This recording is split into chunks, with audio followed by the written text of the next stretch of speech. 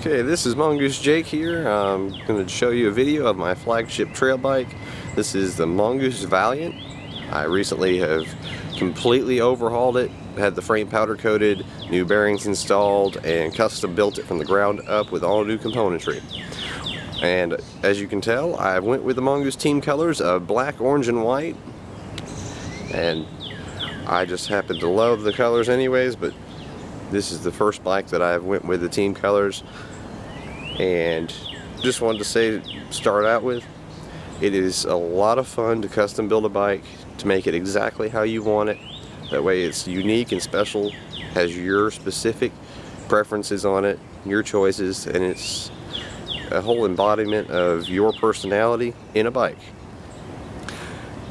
To start with a little information on the Valiant, this was produced in the early 2000s, was a very high-end frame, used 7005 series aluminum, and you can tell the 7005 right away because if you hear, it sounds very paper thin, which it is quite thin because of the extra strength of 7005 series aluminum.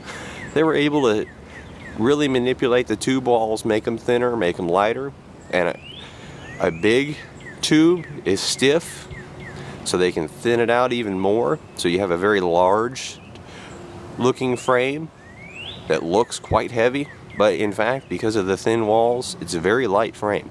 This is only about a 6.5 pound frame, and at 5-inch travel, that is not bad. And at 6.5 pound, I am including the shock, so this is a lightweight frame.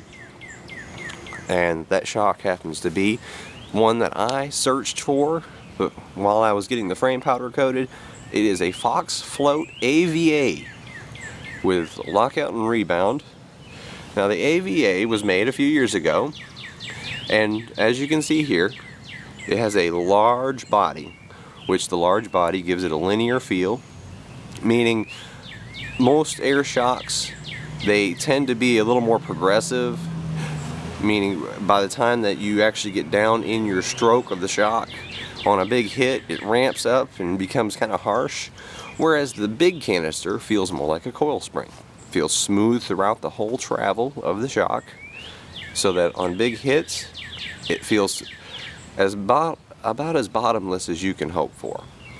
Now, that shock was made a few years ago, and has a lock ring here. You can loosen up and actually slide the body down. If you want the more progressive feel, you can make it have that.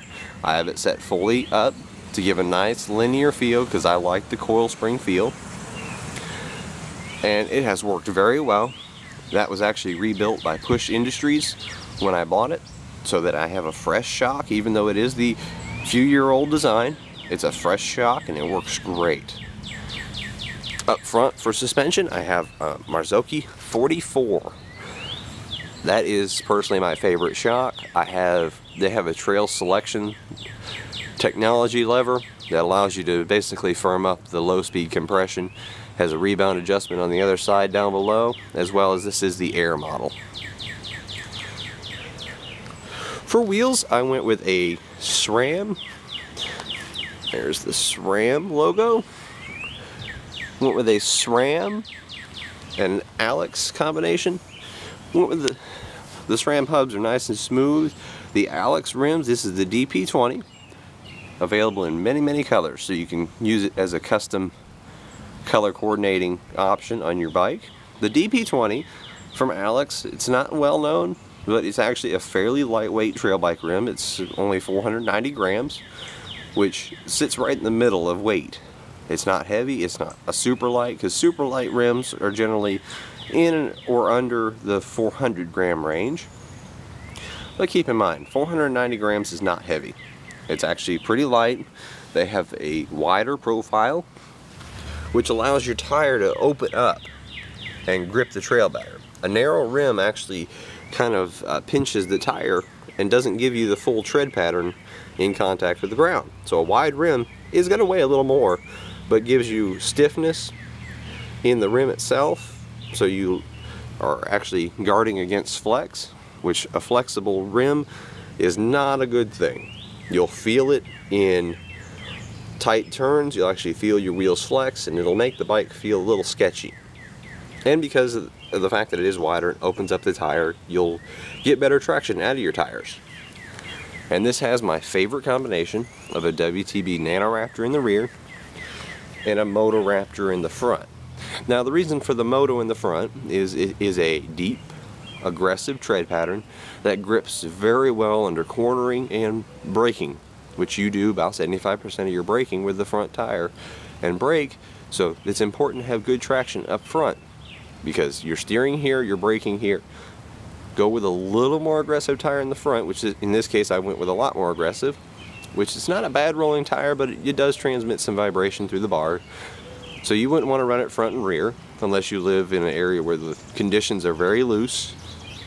And again, tire choice is totally preference and definitely relates to your local trails.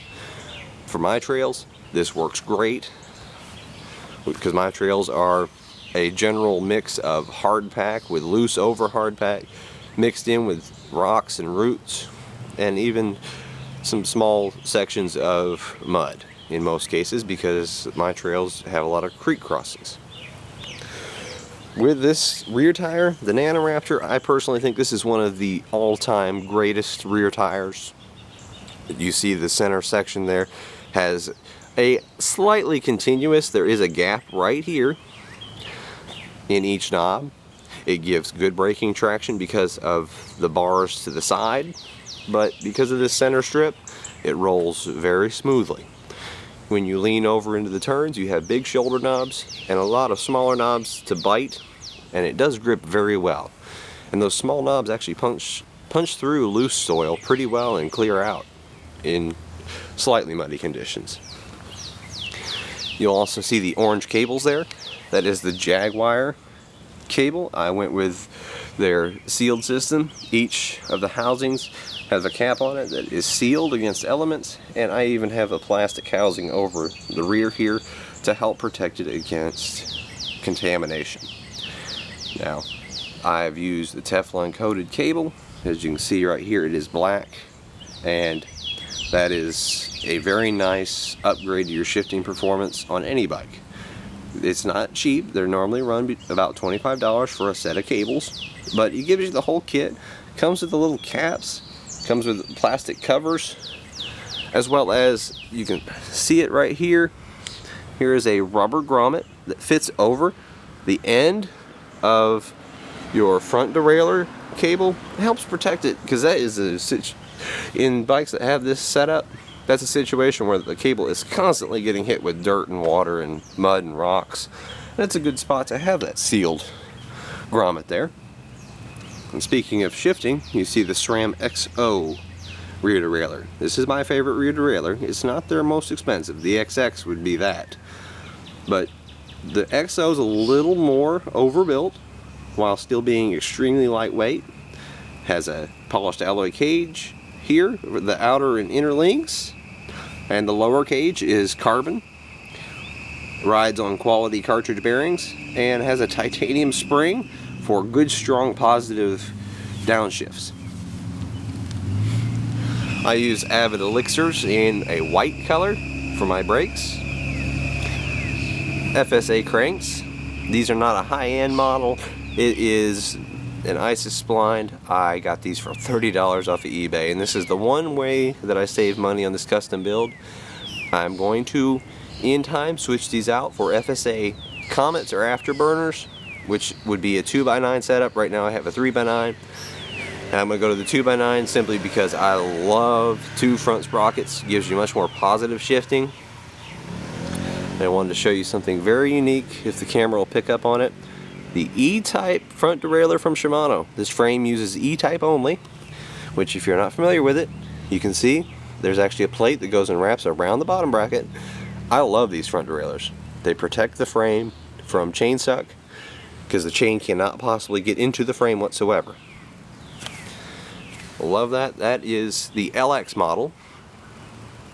I had a Dior stock, so I upgraded to LX, and gives good performance, so I didn't see any need to go above and beyond that. Shimano is the only company that makes E-type front derailleurs, so you have to go Shimano if your frame uses that.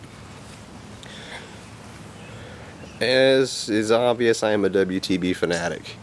The #1 saddle in the world, in my opinion, the Pure V. I got it with a custom chrome strip in it. Looks very sharp against the black frame. Also have, kind of a rare item now, the WTB TXC series handlebar and stem. This is a 27.5-inch bar, very stiff while being lightweight. It's more of a trail and all mountain handlebar and stem combination.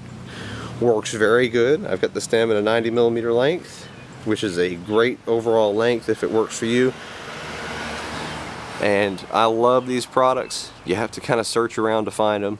I wish that WTB would have kept producing them because they work very well and they compare very favorably to Easton, which is where I got my seat post. It's EA50. This is going to be switched out for a Originate carbon post in time, but for now I've got the reliable and trustworthy EA50 post. Lizard Skins lock-on grips to go with my SRAM XO shifters. As you can see, I love twist shifting. I went with a combination of Lizard Skins short grip, that's a 90mm length to be compatible with the grip shift, and Clark's orange lock-ons. Had to go with the Clark's because Lizard Skins didn't offer orange, and I was going to go all out with this. And I want to give a shout out to Purely Custom Components. I use them for my carbon orange spacers. These are a orange carbon. That is very cool in my opinion. They offer multiple colors of carbon. And then on top I have a black carbon top cap with a super light orange alloy bolt and a super light alloy bolt-on seat clamp. Uses a titanium bolt and the anodized orange for my color coordination. Love the offers and selection from Purely Custom. They offer a lot of components that you're not going to find elsewhere in the custom colors that you want. Check them out at purelycustom.com. They have a lot to choose from, and you can actually get a specific person to talk to if you need help, which is great. This is my Mongoose Valiant, my top of the line bike, and I had forgot to mention my WTB pedals as always. That's the Momentum series, has the little grease injector port, but I put them on every bike, but still like to mention it in the video at some point. But this is my Mongoose Valiant. If you ever have the chance to build up a custom bike, I highly suggest it. It's a lot of time to do because you pick out each and every single component, but honestly the end result is well worth it because you have exactly what you want. And for me, the results on the trail are great.